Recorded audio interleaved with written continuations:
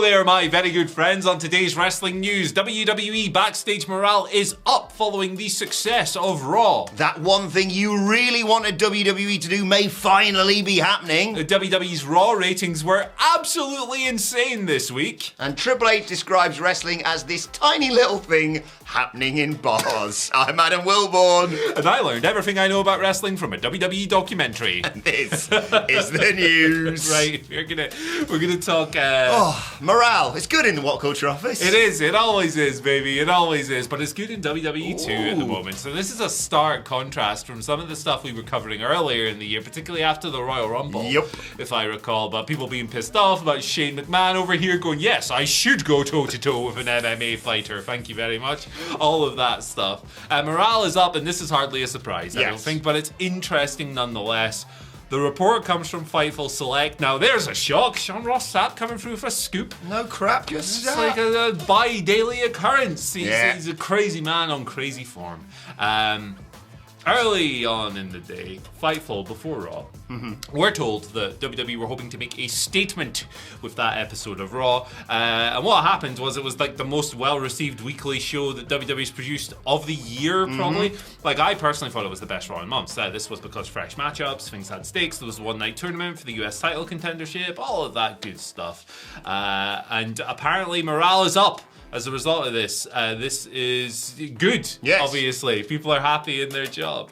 And even people who weren't on the show were apparently excited. A bunch of different wrestlers across a bunch of different brands said that they had renewed optimism now that Triple H was the guy with the pencil. They used Dakota Kai being brought back very quickly as a good sign, as it makes NXT wrestlers hopeful for their future on the main roster under Triple H.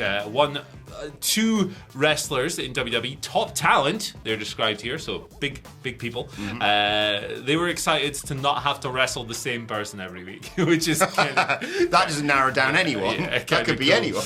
And there's a bunch of positivity coming out of the show regarding Ciampa and Mustafa Ali as well, because they were given prominent positions. Oh, finally. They were given a chance to shine, all of that stuff. And somebody outside WWE also noticed that there was an increased focus on the women's division, which is certainly true. I think Bayley interacted with everyone on the roster this week, near enough. Bayley and her crew, obviously. Yeah. So yeah, this is good to hear. You like to hear about morale being up. You like to hear about things going well. And yeah, personally, I'm not hugely surprised by this because talent seemingly loves Triple H. They love Stephanie. We've gone into Vince a lot lately, but maybe not so much love going on there from everyone on the roster. But yeah, good to hear. Yeah, exactly. Just really nice to report this. Warm and fuzzy in my tum-tum, in the words of Simon Miller. Just to hear this, because when we would report about bad morale backstage in WWE, it's awful anyway, but it was kind of nice to hear still, because it's like they're still passionate to get pissed off about all this bollocks that fans are upset about. Yeah. It's productive to get pissed off exactly, sometimes. now both fans and wrestlers, in WWE can see that potentially with Trips at the helm, it's heading in the right direction. And yeah, it's just nice to see people go to work and not have a bad time of it. Yeah. And everything you listed there, from the development on Monday Night Raw to just the fact that they brought these people in and cleared out this path again, potentially from NXT to the main roster without being called some stupid bloody name. Yeah, small person, you can't draw, you're only 5'11". Like, decades-old biases that really need to go in the bin. Yeah, I'm excited, man. I'm really excited. It's this weird feeling, I gotta admit. It's like, I feel like we're in the upside down or something. But one thing that may have contributed to the good morale as well is the fact that the thing we always asked WWE to do for years, and we all knew that with Vince at the never going to change. I was going to say at the helm. The helm. With the pencil. Yes, it was never going to change. It now apparently may do, because PW Insider's Mike Johnson has revealed that WWE is offering increased creative freedom to its wrestlers following the whole shake-up of everything. Greater flexibility on the microphone is the terminology used. Basically opening up the possibility of doing a bit of improv. Not like, hey, what's the deal with airline food? Put this thing on. But just not verbatim reading this bollocks that the writers have written, because the twat upstairs likes alliteration, basically. And that extends even into matches. One of the reasons why that brawl what was it called? Good old-fashioned Donnybrook match. That's right, sir. Was so well received between Drew McIntyre and Sheamus is because rather than it being really overproduced and laid out, you do this spot, you do this spot, you do this spot. Apparently the wrestlers were told, yeah, you can call the majority of that in the ring, and obviously those two have worked together for years. They're great mates. It probably worked better for them for that rather than trying to just remember what they got to do next over here. It's astonishing. I feel like I'm still sleeping because this is a dream. Good morale in WWE, ratings up, which we'll talk about in a second. About that, yeah. And yeah, don't say to people you have to say sparkle crash or some bollocks. Yeah, like scripting people to say things they would never say in real life has been it's something that loads of people have been wanting for a long, long time. It's also something that loads of wrestlers who've come out of the company and gone, yeah, this writer handed me a script that had 4,000 words and I had to memorize it before I went on air, and my character would never say any of this, but I have to because it's my job, and like it's a major source of frustration. I don't think there's a single argument for scripted promos, not one. It feels so much realer. It feels so much more organic, so much more natural when they're using their own words, when they're expressing themselves the way they want to. Obviously, the writers, whoever's making the booking decisions, gives you guidelines, gives you bullet points, and goes, "Hey, that makes sense. Hit these points, but do it in your own voice." I don't subscribe to this idea that people need a script to keep them on track. I think it's nonsense. We script all of this, and look how much of a shambles it is. Yeah, exactly. Word for word. We're actually reading off a massive Oculus queue right now that's held by Michael Sidgwick, who's not actually on holiday. This second story makes me and my tater tot very happy indeed. Anyway, Sparkle Crotch, let's move on to our local medical third news rating story of the Superstar universe. And let me tell you, WhatCulture universe, you are going to enjoy this news opportunity championship that I have for you. Camera cut, camera cut, camera cut. We should have got Phil in to do some camera cuts. Oh, yeah. That, shouldn't we? Raw ratings. We don't talk ratings on the channel. I fell off my chair when I read this last night. It's a big number. We don't talk ratings on the channel unless it's something exceptional. Yes. So if Raw does a crazy huge number, we're going to talk about it. If Dynamite draws 5 people, we're going to talk about that as well. This is how it works. So, for those of you who don't like ratings talk, the timestamps are in the description. Yeah, exactly. Stick with us. And it's very rare that we talk about it. So Raw was up pretty big, right? 2.23 million viewers across its 3 hours. This is the highest overall viewership in over 2 years. It's the highest overall viewership since the first episode of the Empty Arena era, when everyone tuned in just to figure out what the hell this show was going to look like. Yeah, a horrible flashback when I read that from Brandon Thurston. Yeah, it's not a nice experience. Oh, God, don't take me back there, Brandon. So they landed also a P1849 rating, demo rating of 0.61, which meant it finished first on the night amongst cable originals. This is significantly higher than the show that finished number 2 was Better Call Saul with a 0.36. Was that the Breaking Bad one? That's the Breaking Bad spin-off with No, Saul. but I think that special with it doesn't matter. Oh, I don't know. I spoilers. fell off Better Call Saul after like 3 seasons, as good as it was. But yeah, there we are. Big increase. The 18 to 49 is actually only the highest since just after WrestleMania, but the viewership is way up. Obviously, this is it comes from excitement for Triple H. Yes. It comes from post SummerSlam buzz. It's all of that good vibes, Vince going, all of the good energy surrounding the company at the moment. And ratings are... All it took to increase the ratings was just get rid of Vince. Get rid of the useless just old like bugger. Vince, there you go. Yeah, get rid of the dilapidated old prick. This is great. Look, more wrestling fans, more people watching wrestling. I mean, granted, we should probably hold fire in terms of getting too excited about it, because it could just be the potential intrigue, a bit like on that pandemic show of people going, let's see what it's like.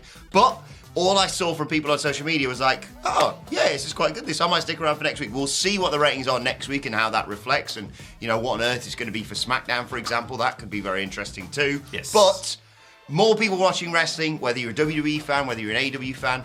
You can like all wrestling, guys. Yeah. I can't think of any other wrestling shows to talk of right now. But yeah, I watch 2 comedies. You can like them all. Yeah, no, absolutely. It's great. It's great for everyone when everything does well and all of that nonsense. Like, it's good for us because more people are paying attention, which means more people... Hey, Rise, baby! It's good... Huh? It's his birthday soon, remember? It's good for everyone. If you're a fan and you want more options, and this show's going to be, more to your taste, that's great. Yeah. I love waking up on a Tuesday morning this week and going, hey, Raw might actually be really cool because Triple H is penning it, not Vince. Exactly. next week's numbers will be more interesting, in my opinion, because that shows how many people watched this week's show and went, hey, I'm going to stick around. Because you're always going to get that buzz when something this seismic happens. But yeah, this is really awesome. Yeah. And wrestling is wrestling. Indeed. Right, let's conclude by talking about Triple H's appearance on the Impulsive podcast. That's Logan Paul's podcast, of course. It's one of the best podcasts out there that isn't ours. He talked about Vince McMahon. He said about how he had massive shoes. I'm just going to read the quote. I'll say this about Vince. Massive shoes that I couldn't even dream of beginning to think to fill. We have an unbelievable team. It's never going to be one person. One person can't even begin to fill his shoes. It's going to take an entire team of people to jump into those shoes because without him, there is none of this. And then he made a fascinating statement that I would love to know your thoughts on, Andy. He said, the vision to take this tiny little thing happening in bars to this big global sensation like nothing else. WrestleMania is one of the most valuable sports franchises on the planet. I don't think wrestling was this tiny little thing happening in bars. He was doing so well, wasn't he? He was doing so well. For the most part, on this podcast, he was speaking the truth. But what do you think of his statement there? He was doing so well this week, wasn't he? Triple H. This was a good reminder that for all the goodwill we have, and we're all excited about the changes, 100%. I thought Raw was really good this week, and I can't wait to see what he does next. A reminder that despite all this goodwill, despite this raise in morale, despite, just the feel-good factor around WWE following Vince's departure, Triple H is still about the bull, isn't he? He's still working. He's still about the bollocks. This is complete nonsense. He knows this is complete nonsense as well. Come on. There are so many ways you can disprove this. It's not even worth going through all of them. But something that I think is quite a neat fact about this is that Jim Londos, right, who is widely credited as the highest drawing wrestling star of all time in terms of attendances, huge houses for decades and decades, actually retired the year WWE was founded, which I think that's really it's quite a neat thing to do. Complete nonsense. Vince McMahon was incredible for WWE's business. He was terrible for the rest of the United States wrestling industry. But Triple H knows all of that. He's trying to feed into that revisionist history WWE Network documentary brain. That's why I opened the video the way I did. I kind of appreciate him going and just being a little rascal. You can't halfway house that, can you? Yeah, but it's complete nonsense. Don't fall for it. Look at it the way we do and have a laugh. Don't get me wrong, WrestleMania is huge. It's a massive thing. But wrestling existed before it. Yeah, exactly. Look up the territories. They happened, I'm pretty sure Fritz von Erich's retirement match drew 90,000 people. I did like the fact that he was like, I'm on Logan Paul's podcast. There's no way he's calling me out on this. Yeah, exactly. Wrestling was only in little tiny bars, I think. Yeah, Logan Paul looking up going, well, actually, Whipper Billy Watson drew 70,000 in Oakland in 1970. It's just... You gotta say, Logan, this prime's tasting real good right now. Oh, man, what a riot. What a blast. Right, let's move on to your Twitter questions. At WhatCulture WWE, of course, if you want to get in touch with us. The Whatever starts us off today. I swore during that. Yeah, don't worry, I've noted it down. Hi, guys. Looking forward to Clash near the Castle. Of course, that goes down on the Saturday before Clash at the Castle. On a chat I'm on, some have been calling Clash at the Castle a glorified house show. Do you agree, or do you think WWE are planning to make this just as huge as any other US pay-per-view? Hashtag King of the... Oh. Psych. Damn you! Take a seat, boy. I think it's too early to call it a glorified house show. If we get a couple of weeks down the line and the card is rubbish, yeah, fair enough. If we get a couple of weeks down the line and it's hey, here's 15 tag team matches and 7 rematches, yeah, cool. I'm happy to jump on that train. But we only have one match set in stone so far, that being Drew versus Roman.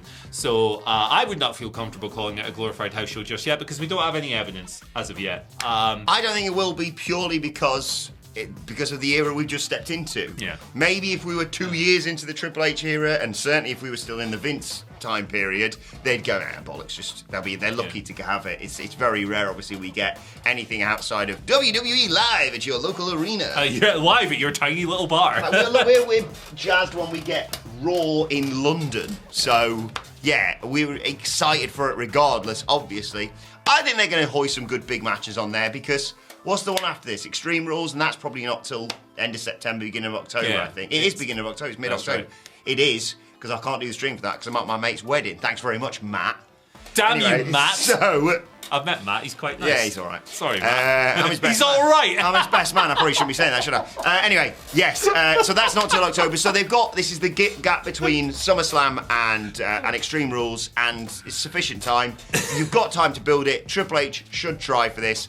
You've got the Mad World title match. I don't exactly know what's going to happen there, but I hope, fingers crossed, it's more than just a glorified house show. And if you want to see a show in a tiny little bar on the Friday night, we've still got tickets on sale, baby. Hey.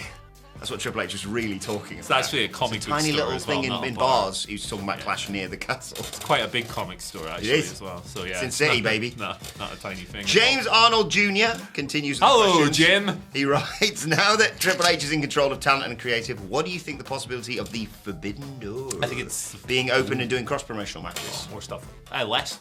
This, to me, if there was a sliver of hope under Vince McMahon, which I don't think there was, I think this closes it all together. I know we like to Papa H all this stuff, Papa H, and he's got a lot of goodwill this week. And look, I'm on the Kool-Aid train this week with Triple H, apart from the thing.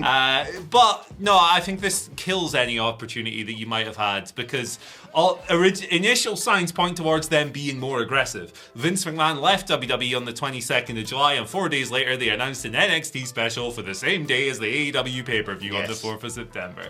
Also, Triple H lost the Wednesday Night Wars. Do we think he's going to sit there and go, yes, that's fine, I will accept this defeat? Nah, he's got the big seat now. He's got the pencil. He's got these massive brands that dwarf AEW.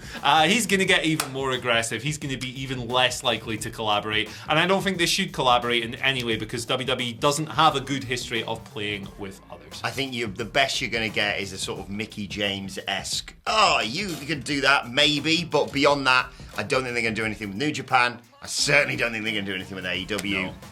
It's wishful thinking. I think they're more than likely, as Andy said, to counter-program and also now say, hey, now Vince isn't here, why don't you leave that company and come to us? And Triple H was leading the charge for that global localization. Yeah, he's going to have campaign. NXT Japan or something, like, weren't let's they? open a performance center in Japan and completely try and ruin that scene, and let's go to Mexico and do the same. They've got the UK performance center. Like, that was his goal. Like, he's not, like, his booking is going to be, I think, so much better for a lot of people, and I think backstage the morale is going to be way up, but Triple H is not this nice, let's raise the whole business up. Nah, he's a corporate guy, man. He wants WWE to succeed above all else. But you're telling me there could be one more WCPW show? We'll have to see about that. Daniel Murphy gives us our final question of the day, saying, morning, King of the Mic. The heel with the You got in before the eel. Stop! Mr. Eel. I'm gonna take your glasses. Give me a kiss, give me a kiss. No, you'll bite Let you. me kiss the eel. He'll bite you. Oh! The eel. Bleeding. Giving Trips. Giving Trips is giving I'll new do life that. to WWE. Do you see Braun Breaker finally being a Steiner on the Raw after Mania? Oh, Yes, you're boy. welcome for the nicknames. Thanks very much, Dan. Thank you, Dan. I mean, I'd like that. I'd like it. I'm kind of used to the name Braun Breaker. Braun Breaker. Right? It sounded really silly. That's the thing about bad wrestling names. Unless it's really bad, after a while, you're usually like, whatever. Io Sky's fine. Yeah, Io Sky's fine. Like, I call him Gunther now. So do I. I call him Hamlet most times. It would be nice. Like, Rex Steiner is a killer ring. That's an so awesome good. ring name, and it ties him to his lineage. But I do believe there is some intellectual property ownership stuff there with the Steiner name that Scott in the Hall of Fame and might not be willing to compromise Scott on. Steiner and Triple H get on so well, so Yeah. Scott Steiner, of course, is a big fan of Stephanie as well. Yeah, exactly. After he was full of praise on that interview. On our he did channel! with us, on our channel. Go check it out. He said, see you next Tuesday, Stephanie. That's exactly what It Scott would be Steiner hilarious said. if someone got called up from NXT and got a good name, wouldn't it? Like, you had a bad name down Who's there. got a bad name down there at the moment that we could get? They become the You just called the Grizzly Young Veterans because they were great as they were. wrestle guys, the wrestle boys. Don't get me started. Also, do not touch camera down, baby. The eel's gonna have to deal with that impression soon as well. Jeez. Right, I've been looking forward to showing this all day. I want to give a massive shout out to Depraved Slasher on Twitter, who brings us today's and Is that in finally. relation to the Cape Stabber? And Depraved Slasher simply has been working very hard on a project that I didn't realise was a thing, but it is now apparently. He writes, I present to you 0-second faces of Simon Miller of WhatCulture on the ups and downs for the month of July. Love you, Simon. And it's just Miller's face at the start of every ups and downs. Wow. Which out of the 21 faces describes how you're feeling today, Andy? The upside down one. Good. I reckon. Yeah, the upside down one. Because I don't know what to think anymore. I'm going to go number 14. That's third level, 4 across. That's how I'm feeling today, right there. Full of glee. Just in a good mood. Full of glee. But I love this. This is amazing. That's really good. Thank you. What's his name? Depraved Slasher. So, Thank you, Mr. Slasher. he's also got an axe and a knife on it. He's good. It's a good job we put this over, otherwise he might slash us. Goodness me. Right, not if we've got the eel. We'll be fine, we're safe. Right, let us know your thoughts. The eel's got his own knife. I'll show you it tomorrow. I think I might have seen this. Yeah, I think he might have been running around the office yesterday with it. He might have been, yeah. He's a right rascal of a boy, isn't he? Like, Right. He's such a squeaky bastard. That's the second and third swears of the video. Yeah. Right, at WhatCulture WWE. I mean, to be fair, the chair is absolutely fucked, ridiculous. isn't it? So sorry, Phil. Why is this video being so weird? Wait a second. Actually, the chairs in WhatCulture are really good. It's a bad take hat, ladies and gentlemen. Right, well, at WhatCulture WWE for us on Twitter. Andy, where can people find you on Twitter? You can find me at Andy H. Murray. The H stands for hey. Have you ever seen an eel wearing a hat? Yeah, you have now. I was just thinking, why has no one done any screenshots of me and Andy? Oh, because they're already ridiculous as is. Yeah, you don't need to. You don't need to. At Adam Wilborn, has the eel got a Twitter? Very eel video. We need to set this up. Yeah, we do. We'll announce it on Friday's the news. eel needs to arrive. WhatCulture Wrestling, wherever you get your podcasts from, for daily wrestling podcasts, or reviewing NXT 2, and looking ahead to AEW. Drop your hat, you little prick. Like, share, subscribe, you know the deal. My thanks to Andy. Thank you for joining us, and we will see you soon. Triple H. Oh, he took a bump.